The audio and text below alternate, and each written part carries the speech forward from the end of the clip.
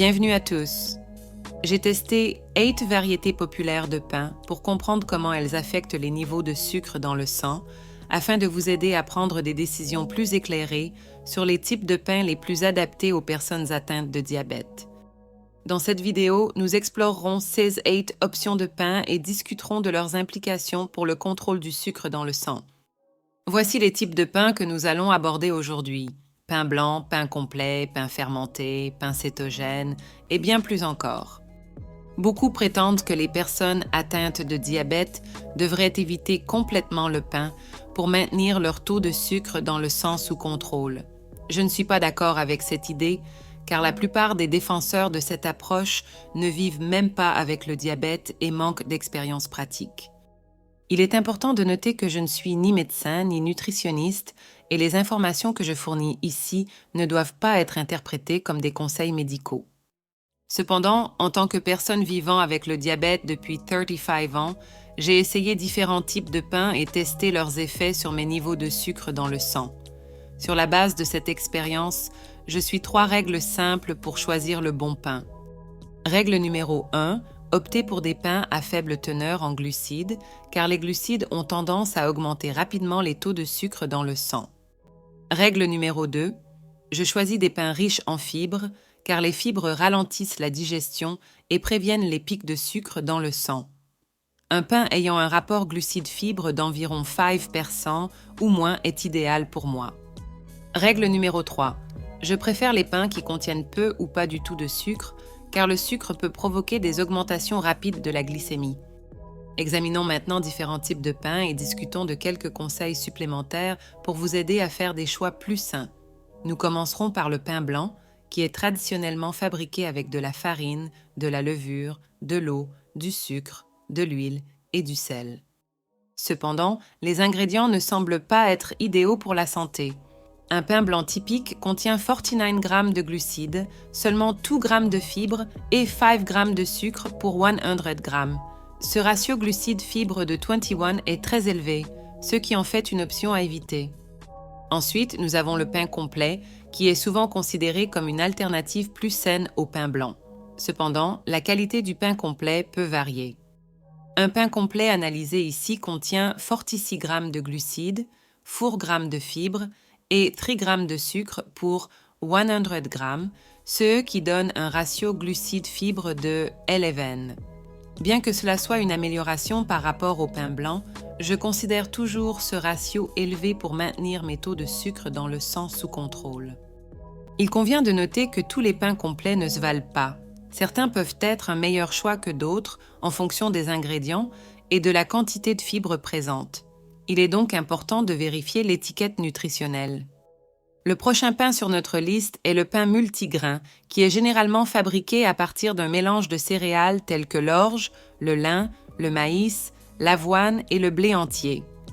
Cependant, le terme multigrain à lui seul ne garantit pas la qualité. Souvent, ces pains contiennent du sucre ajouté et ont un ratio élevé de glucides par rapport aux fibres. Par exemple, un pain multigrain analysé ici contient 48 g de glucides, seulement 5 g de fibres et 5 g de sucre pour 100 g. Le ratio glucides-fibres de 9 est élevé et le sucre ajouté n'est pas idéal pour le contrôle du sucre dans le sang. Maintenant, examinons le pain complet, fabriqué à partir de grains de blé entiers, riches en fibres, en vitamines et en minéraux. Un exemple de CE pain contient 40 g de glucides et 10 g de fibres pour 100 g, CE qui donne un ratio glucides-fibres de four 5. De plus, il ne contient que 5 g de sucre, ce qui en fait un choix favorable pour le contrôle du sucre dans le sang. Rappelez-vous que la qualité des pains complets peut varier, il est donc important de vérifier l'étiquette et de trouver un pain complet riche en fibres et contenant peu de sucre. Continuons avec le pain fermenté qui subit un processus de fermentation lente. Cela peut donner un pain qui affecte les niveaux de sucre dans le sang de manière plus douce que d'autres types de pain. Cependant, tous les pains fermentés ne se valent pas, il est donc important de vérifier l'étiquette. Un pain fermenté analysé ici contient 51 g de glucides, seulement 2 g de fibres et 5 g de sucre pour 100 g, ceux qui donnent un ratio glucides-fibres de 23%. Ce ratio est élevé et le sucre ajouté n'est pas idéal. Il est donc essentiel de trouver un pain fermenté avec plus de fibres et moins de sucre. Passons au pain de seigle complet qui est fabriqué avec de la farine de seigle et de la levure. Le seigle est une excellente option en raison de son faible indice glycémique et de sa teneur en fibres. Un exemple de pain de seigle complet contient 48 g de glucides et 6 g de fibres pour 100 g, ce qui donne un ratio glucides-fibres de 8. Cependant, ce pain spécifique contient presque 4 g de sucre, ce qui n'est pas idéal pour le contrôle du sucre dans le sang. Cependant, en général, le pain de seigle complet peut être une option viable, à condition qu'il soit plus riche en fibres et contienne moins de sucre. D'autres types de pains, tels que le pain pita et le pain naan, sont généralement hautement transformés, riches en glucides et pauvres en fibres. Ils ne sont pas idéaux pour le contrôle du sucre dans le sang et sont généralement consommés avec des repas qui peuvent aggraver la situation. Les pains cétogènes et protéinés sont des options plus intéressantes. Ces pains sont conçus pour être faibles en glucides et riches en protéines, ce qui peut être bénéfique pour les personnes atteintes de diabète. Cependant, la qualité peut varier. Il est donc important de vérifier l'étiquette nutritionnelle pour vous assurer que ces pains répondent à vos critères de faible teneur en glucides et en sucre. Le pain protéiné, en revanche, est enrichi en protéines, souvent à base de protéines de lactosérum ou d'autres sources. Cela contribue à augmenter la sensation de satiété et à maintenir des taux de sucre dans le sang stable. Cependant, tout comme le pain cétogène, le pain protéiné peut également présenter des variations de goût et de texture par rapport au pain traditionnel. Il est important de souligner que, bien que ces pains soient formulés pour être plus favorables au sucre dans le sang, les résultats peuvent varier d'une personne à l'autre. De plus, il est essentiel de vérifier les étiquettes et les ingrédients spécifiques de chaque marque, car la qualité et la composition peuvent varier considérablement. Le prochain type de pain que je souhaite discuter est le pain de blé entier.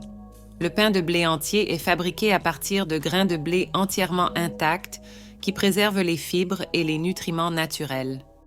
Cela en fait un choix solide pour les personnes soucieuses du sucre dans le sang. Cependant, comme c'est le cas pour d'autres types de pain, la qualité varie. Lorsque vous choisissez un pain de blé entier, vérifiez l'étiquette pour vous assurer qu'il a un ratio adéquat de glucides par rapport aux fibres et évitez les options avec une forte teneur en sucre ajouté.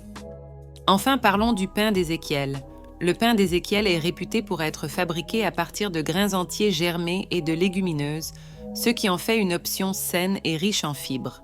De plus, le processus de germination peut augmenter la digestibilité et la valeur nutritionnelle des grains. En ce qui concerne le sucre dans le sang, le pain d'Ézéchiel offre généralement une réponse glycémique plus stable en raison de sa richesse en fibres et de l'absence de sucre ajouté. De nombreuses personnes atteintes de diabète rapportent de bons résultats en incluant le pain d'Ézéchiel dans leur alimentation. Cependant, il est important de mentionner que le goût et la texture du pain d'Ézéchiel peuvent être différents des pains traditionnels. C'est une option qui vaut la peine d'être essayée pour déterminer si elle répond à vos préférences. Ensuite, j'aimerais aborder le pain de blé entier. Le pain de blé entier est souvent considéré comme une alternative plus saine au pain blanc, mais il est essentiel de regarder les ingrédients spécifiques. Certains pains étiquetés comme complets peuvent contenir du sucre ajouté ou d'autres ingrédients moins sains. Lorsque vous choisissez un pain de blé entier, assurez-vous qu'il est fabriqué à partir de grains entiers, qu'il a un ratio adéquat de glucides par rapport aux fibres et qu'il contient le moins possible de sucre ajouté.